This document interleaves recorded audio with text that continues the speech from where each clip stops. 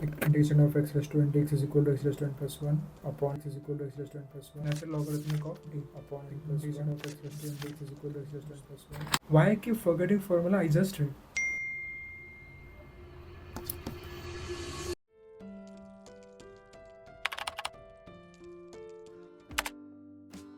If your study process is wrong and full of distractions, no matter how hard you try or how long hours you study in your nights, you are still not going to get the grades you want or be a top student. Take this scenario that has happened with me, and I believe happened with most all of us. Some students give up everything like gaming, participating in half fests, or going out for the party to study hard, yet they don't do well in the exam.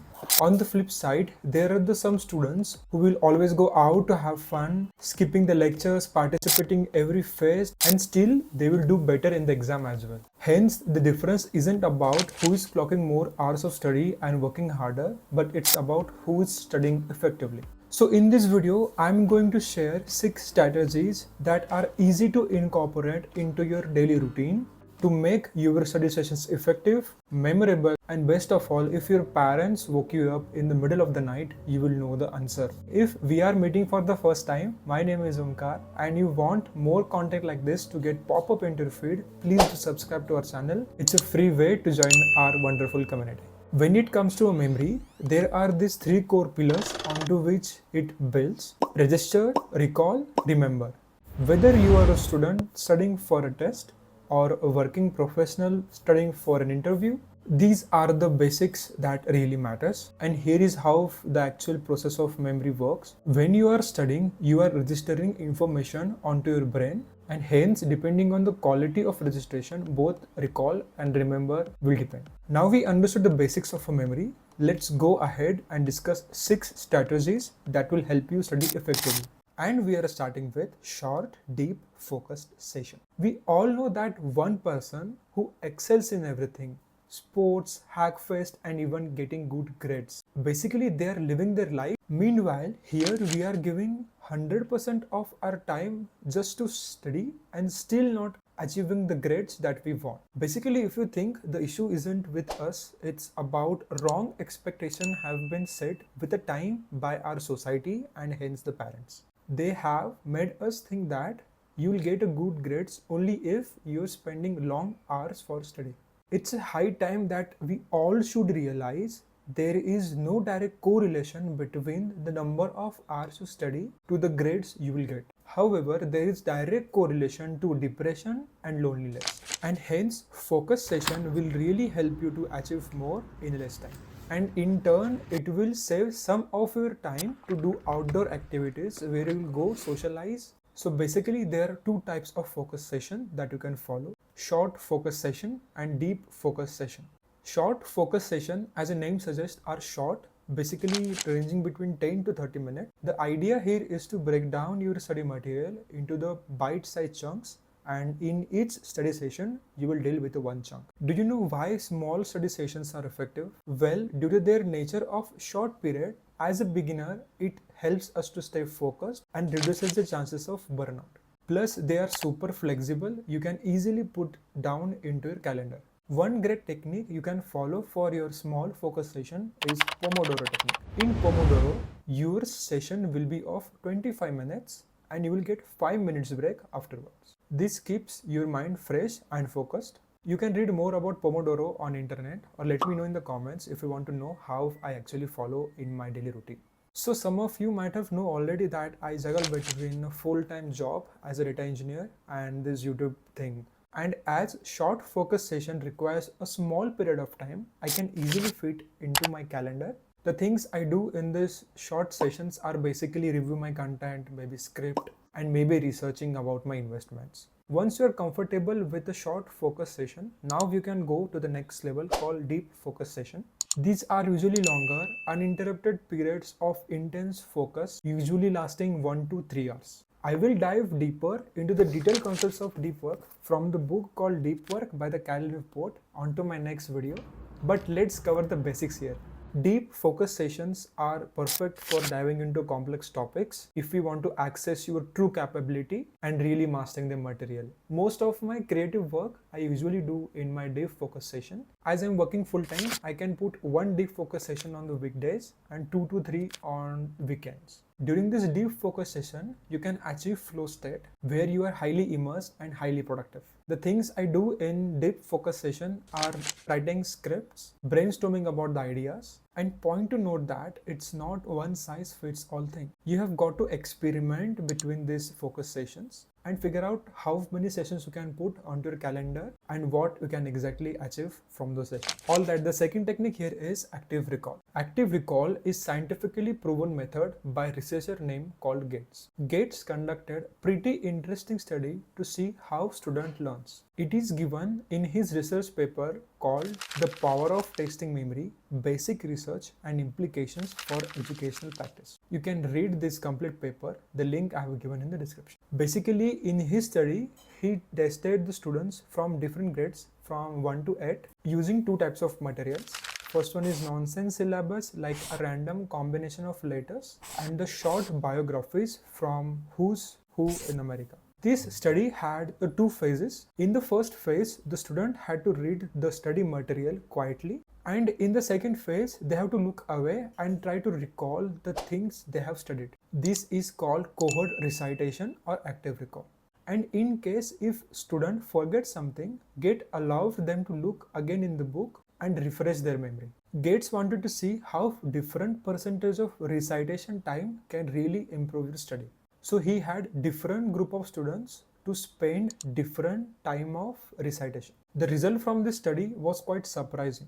Gates found that active recall or the cohort recitation actually improved the learning. As you can see, for nonsense syllabus, all groups except first graders showed significant improvement, and for the biographical materials, all groups showed improvement, but it was more noticeable on the delayed tests. So the conclusion from the study is, if students spends more recitation time into their study session, they will able to remember more and for the longer period of time. Third strategy that will help you study effective is spaced repetition. The concept of spaced repetition is all about reviewing the material multiple times over increasing time intervals. In short, it's actually you revise the material over and over for longer period of time. When you combine spaced repetition with the active recall, you will able to boost your memory retention. Here is how you can incorporate spaced repetition onto your study session. Whenever you are sitting down for a study, set aside first 5 to 15 minutes of a session for the revision. In this revision time, you will have the quick recap of the things you have already studied, maybe the things you have studied in the previous day session. If you are using the flashcards or writing the notes while you are studying, the quick recap will be easy for you as you don't have to go to the textbook again and again, and hence the revision will become faster and more effective. Now, when I say notes, I don't mean you have to rewrite the complete textbook. Just jot down the keywords or the concept names. There is my favorite quote from the book called Make It Stick. Practice that's spaced out, interleaved with other learning, and varied produces better mastery, longer retention, and more versatility. The fourth technique that you should avoid to make your study sessions effective is multitasking. We all knowingly or unknowingly juggle between the multiple tasks at once, whether it's checking the phone or listening to song while solving math problems or browsing the web while you are solving the test. When it comes to learning, you should all avoid multitasking. We falsely believe that if we are multitasking, we are achieving more in less time. Actually, you are overwhelming your brain. Multitasking or constantly switching between the tasks doesn't just hurt your focus but also overwhelms the brain. There is study called Cognitive Control in Media Multitaskers that found heavy media multitaskers HMM struggles more to filter out irrelevant information than light media multitasker, that is LMM. This basically means if you are always multitasking, your brain will get worse at focusing what's really important. And here is how you can avoid multitasking into your study session. Try to put your phone away, and that will cut out distraction and there is a less chance that you will multitask. The fifth strategy that helps to make the study sessions effective is sleep. The reason why I'm smiling because the sleep is the last thing we all care in our exam time, isn't it? Whenever you learn new concept that your brain hasn't been encountered before, your brain will not instantly store the information for forever. It first goes to the short-term memory like a temporary holding space. To actually keep that information into your long-term memory, your brain needs to go through the process called consolidation. And this process of consolidation only happens between the sleep, especially between the two stages of a sleep called REM and the deep sleep. During the deep sleep, your brain will replay the information that you have learned throughout the day. It will also strengthening the connection between the neurons that helps to store the memories. Think of this process like clicking on the save button on all things you have studied. Without getting to the deep sleep stage, you will not able to retain the information for longer period of time. Whereas REM sleep is the stage of sleep where dreaming happens, but it is also where brain integrates and organizes the information that you have learned throughout the day. This is why sometimes after having good night's sleep, you will have a solution to problem you had the day before. So instead of skipping the sleep to study more, remember that actually resting will help you to retain your learning more. And finally, we are at the last strategy called apply it. Studying and knowing the theory should be the first stage of your study, but applying it should be the next. Because if you are not having the hands-on of the knowledge you have studied, you will not able to remember for longer period of time. If you are or were math student, you might have known that knowing a formula is one thing, but unless you exercise on that formula, you will not able to remember the formula for longer. If I ask you formula of a plus b whole square, a square plus 2ab plus b square. So most of us remember this formula, isn't it? It is because of practice. We have practiced a lot of problems onto this formula. So that's all about these 6 strategies will make your study sessions effective. And as we have discussed in 6th strategy, that is, unless you apply it, you will not able to remember. Hence, apply all these strategies onto your daily routine. And if you stick with them just for 7 days, you will start to see the improvement. While it is not possible to share all the strategies that I follow into the one video, I'll create more videos soon in the future on this channel. So make sure you give video thumbs up, share this with your friends and subscribe to our channel. This will help to build our community and it will notify you for my next new videos. You can subscribe me over here and watch my latest video on why you should not go to US for study over here. See you in the next video. Bye.